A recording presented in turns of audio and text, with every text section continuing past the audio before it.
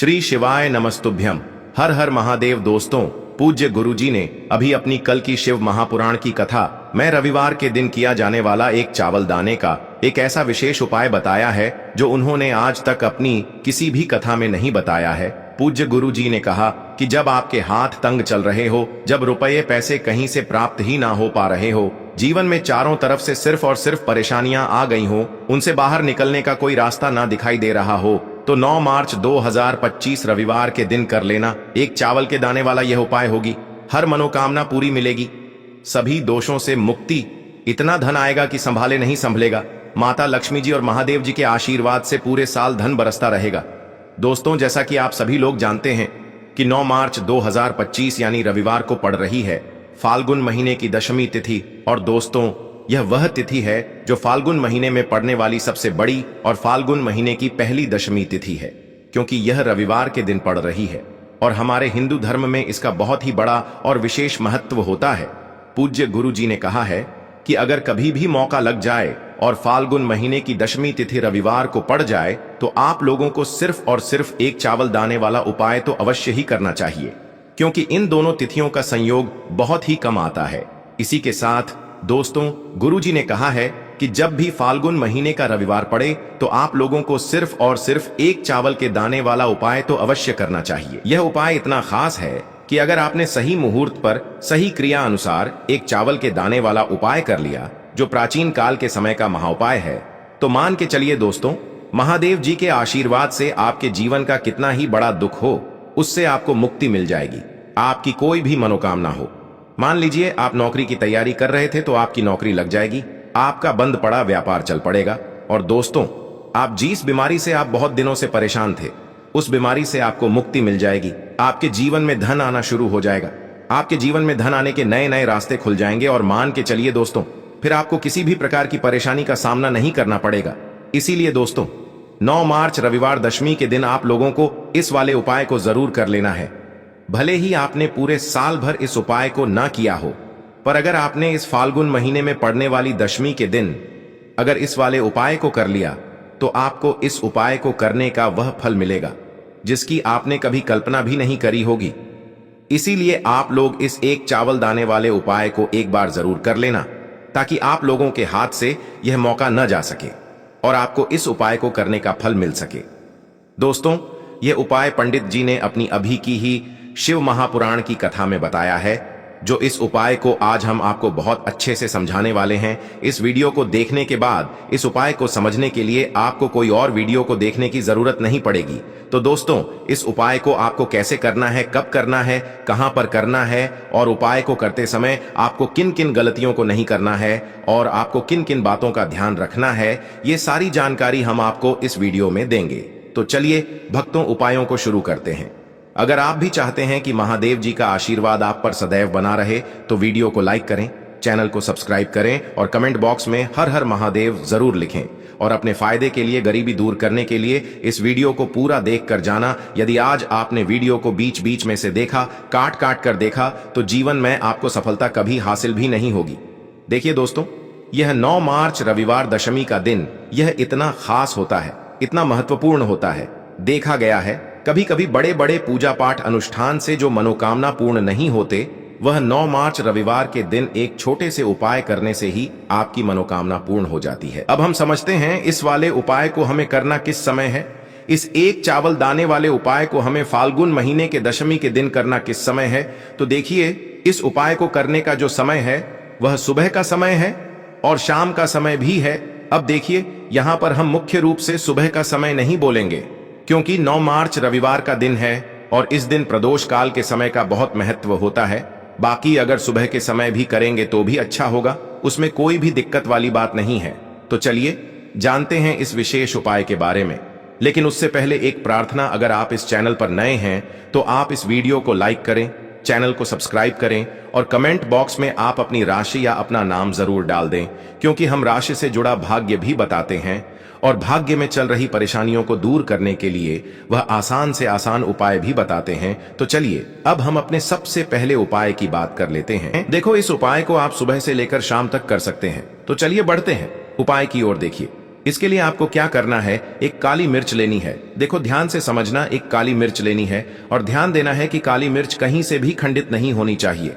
फिर इसके बाद आपको लेना है एक गोल बाती का दीपक। देखिए दीपक आप चाहे तो माटी का ले लें, और यदि आपके पास माटी का दीपक नहीं है तो आप यह दीपक शुद्ध आटा लगा करके एक दीपक बना सकते हैं। बस आपको ध्यान देना है कि उस आटे में आपको नमक या हल्दी का प्रयोग नहीं करना है, ठीक है। तो आप एक बढ़िया सा दीपक बना लें और उस दीपक में गोल बाती लगा करके उस दीपक में आपको घी भरना है। देखो गाय का शुद्ध घी आपको उस दीपक में भरना है। अब क्या करना है, आपको इन दोनों चीजों को लेकर चले जाना है बेलपत्र के पेड़ के पास। देखो गुरुजी ने अपनी अभी की शिव महापुराण कथा में भी बताया था, जो भी व्यक्ति प्रदोष काल में जो भी एक दीपक प्रज्वलित कर देता है उसके घर पर धन की कमी नहीं हो सकती। देखो यदि आपके घर के आसपास कहीं बेलपत्र का पेड़ नहीं है या घर से काफी दूर पड़ता है और आप जा नहीं सकते, तो आगे हम यह भी बताएंगे कि कैसे इस उपाय को करना है। अगर बेलपत्र वृक्ष ना हो तो देखो अब आपको प्रदोष काल में इन दोनों चीजों को लेकर चले जाए बेलपत्र के पेड़ के पास में। अब क्या करना है, सबसे पहले आपको उत्तर दिशा की ओर मुंह करके आपको खड़े हो जाना है और जो आप दीपक लेकर गए हैं उससे आपको बेलपत्र की जड़ में प्रज्वलित करना है। दीपक प्रज्वलित करने के बाद आपको एक काली मिर्च अपनी हथेली पर रखना है और बेलपत्र के पेड़ का आपको 5 बार परिक्रमा लगा लेना है।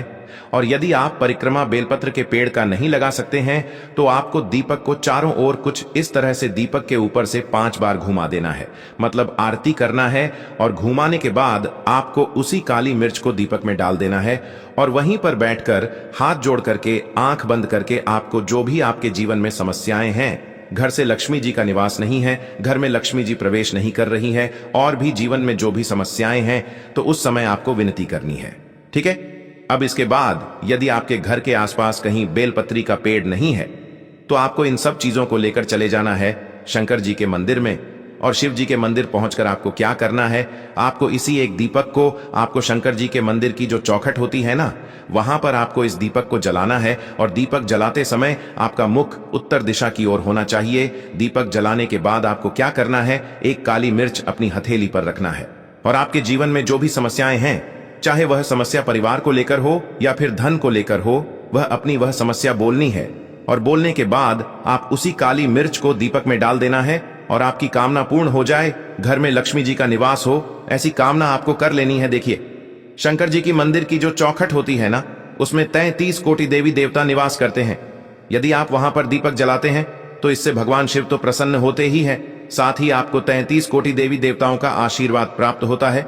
और वह सभी प्रसन्न होते हैं जिनकी आशीर्वाद से आपकी कामना 100% पूरी होती है। आप यह उपाय जरूर करिएगा, बहुत ही छोटा सा उपाय है, करके देखिएगा। देखिए अब हम जान लेते हैं गुरुजी द्वारा बताए गए दूसरे उपाय के बारे में। इस उपाय के लिए आपको मात्र 2 लौंग लेनी होगी, यानी कि आपको एक लौंग का जोड़ा लेना है। 2 फूल वाली आपको लौंग लेनी है। लौंग का जोड़ा कहीं से भी खंडित नहीं होना चाहिए, इस बात का ध्यान रखें। इसी के साथ में आपको लेना होगा लाल चंदन का पाउडर। देखिए यदि आपके पास लाल चंदन की लकड़ी है तो उसे घिसकर भी आप चंदन के रूप में प्रयोग कर सकते हैं।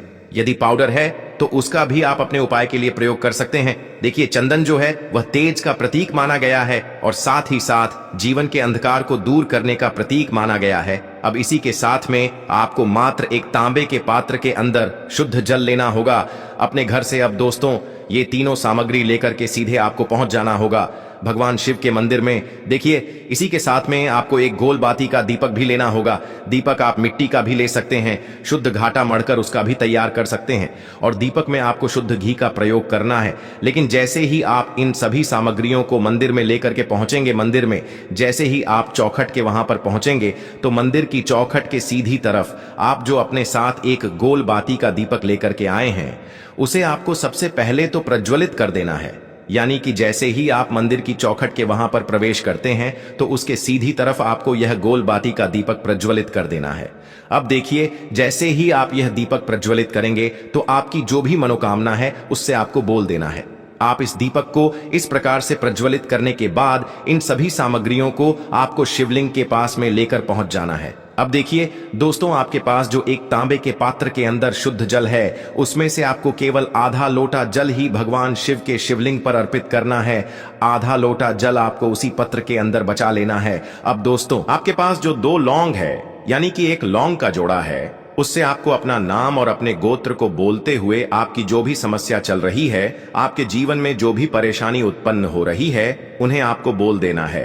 और ये जो लौंग का जोड़ा है, इसे आपको भगवान शिव के शिवलिंग पर अर्पित कर देना है। जैसे ही आप यह 2 लौंग शिवलिंग पर चढ़ाएंगे तो अपना हाथ जो है वहां पर आपको रखना है और महादेव से आपको प्रार्थना करनी है कि मेरे जीवन की यह जो परेशानियां हैं वह सभी दूर हो जाएं। यानी कि आपके जीवन में धन की संबंधित परेशानी चल रही है, कर्ज की समस्या चल रही है, बच्चों का पढ़ाई लिखाई में मन नहीं लग पा रहा है, घर के जो आर्थिक संकट है वह सभी दूर हो, व्यापार आपका ढंग से नहीं चल पा रहा है, घर में रोग की स्थिति बनी हुई है, यानी कि जिस भी प्रकार की आपकी समस्याएं हैं उसे आपको महादेव से बोल देना है और महादेव से इन सभी समस्याओं को दूर करने के लिए आपको प्रार्थना कर लेनी है।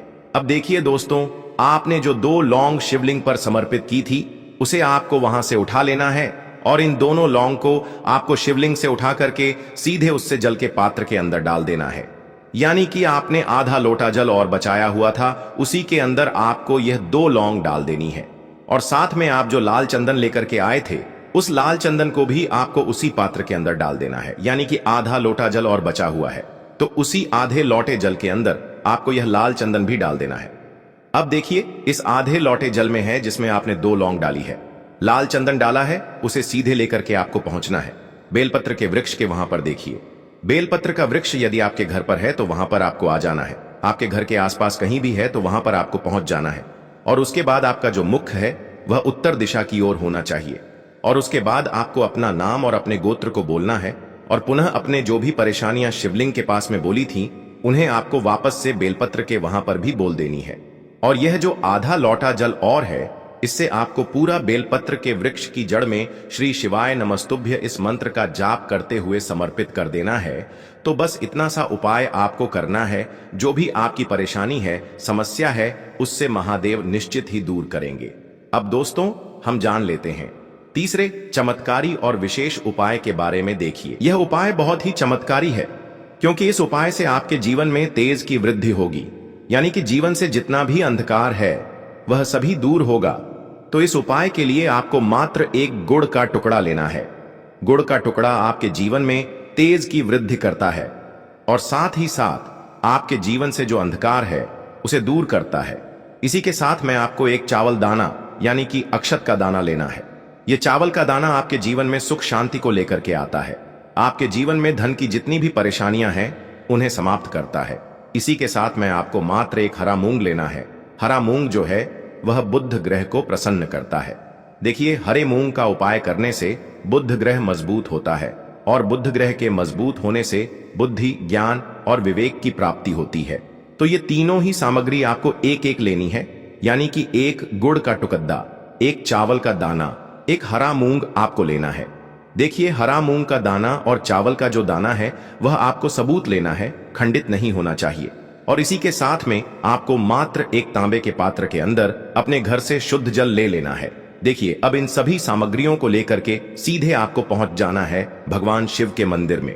आप यह उपाय सुबह से लेकर शाम तक किसी भी समय कर सकते हैं, लेकिन रविवार के दिन ही आपको इस उपाय को करना है। तो सबसे पहले तो ये जो एक गुड़ का टुकड़ा है, एक चावल का दाना है और एक हरा मूंग का दाना है, उन तीनों को आपको उस जल के पात्र के अंदर डाल देना है। लेकिन ये जो उपाय है आपके जीवन की सारी परेशानियों को दूर करने के लिए होता है, लेकिन विशेष मनोकामना तीनों सामग्रियों से ही आपकी परिपूर्ण हो जाती है।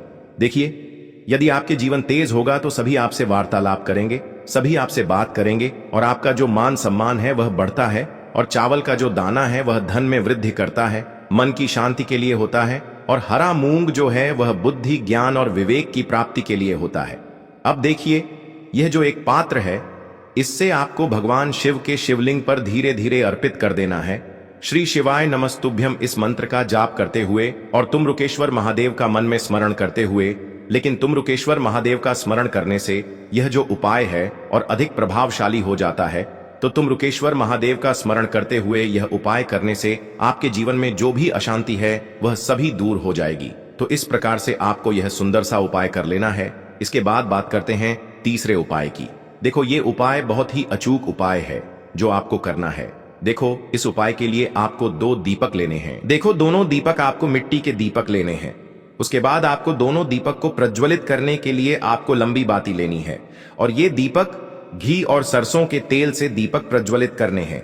यह सब लेने के बाद आपको लेना है एक कटोरी में कच्चा दूध थोड़ा सा लेना है। उसके बाद आपको लेना है एक लोटा जल। देखो, गुरु जी ने इस उपाय के लिए बताया है कि यह उपाय आपको प्रदोष काल में करना है। कहते हैं कि बेलपत्र के वृक्ष में प्रदोष काल के समय में महादेव वास करते हैं। उस समय हम कोई भी उपाय करते हैं तो उसका फल हमें अवश्य मिलता है। देखो, अब यह सब सामग्री लेकर आपको प्रदोष काल में चले जाना है बेलपत्र के वृक्ष के वहां पर। देखो, वहां पहुंच जाने के बाद आपको सबसे पहले बेलपत्र की जड़ में सबसे पहले वह दूध जो आप लाए हैं उसे समर्पित कर देना है। उसके बाद आपको जो एक लोटा जल जो आप लाए हैं वह आपको धीरे धीरे बेलपत्र की जड़ में समर्पित कर देना है। उसके बाद आप जो दीपक लाए हो दोनों दीपक को आपको बेलपत्र की जड़ में बेलपत्र की तरफ मुंह करके बाती का आपको एक दीपक घी का और एक दीपक तेल का प्रज्वलित कर देना है और आपकी जो भी मनोकामनाएं हैं वो महादेव को बोलना है। देखो, गुरु जी ने कहा रविवार के दिन पर बेलपत्र की जड़ में दीपक प्रज्वलित कर देता है, महादेव उसकी सभी मनोकामना पूरी कर देते हैं। देखिए दोस्तों, आज के इस वीडियो में रविवार के दिन किए जाने वाले 3 बहुत ही सुंदर से उपाय बताए हैं जो आपको करने हैं। अगर आपको हमारी ये वीडियो पसंद आई हो तो हमारे इस वीडियो को लाइक करें और कमेंट बॉक्स में लिखे हर हर महादेव, जय मां लक्ष्मी। का जो घर के लिए आपको लेना है 11 चावल के दाने। गुरु जी ने कहा है चावल के दाने खंडित नहीं लेने हैं, बिल्कुल साबुत होने चाहिए। उसके साथ में आपको लेना है एक बेलपत्र। बेलपत्र का भी एक नियम है, अगर आपके पास बेलपत्र नहीं है तो आप शिवलिंग से उठाकर उसको पुनः शुद्ध जल से धोकर इस्तेमाल कर सकते हैं। इस प्रकार आपको बेलपत्र लेना है। इसके बाद आपको एक लोटा जल लेना है। अब ये सब सामग्री लेकर आपको जाना है महादेव के मंदिर में। देखो, अब आपको उत्तर साइड में खड़े हो जाना है और सबसे पहले आपको एक बेलपत्र अपने हाथ पर और 11 चावल दाने रखकर शिवलिंग के ऊपर अपना नाम और गोत्र बोलते हुए समर्पित कर देना है और ओम नमः शिवाय श्री शिवाय नमस्तुभ्यं का लगातार जाप करना है। अब आपको जो एक लोटा जल साथ में लेकर आए थे उसे धीरे धीरे बेलपत्र और चावल दाने के ठीक ऊपर आपको समर्पित करते जाना है और शिव पुराण के मूल मंत्र श्री शिवाय नमस्तुभ्यं का 11 बार जाप करना है और अपनी मनोकामना बोलते जाना है। देखो, बस छोटा सा उपाय करना है, देखना एक दिन आपके सब काम बनने लग जाएंगे। गुरु जी का बहुत ही विशेष उपाय है।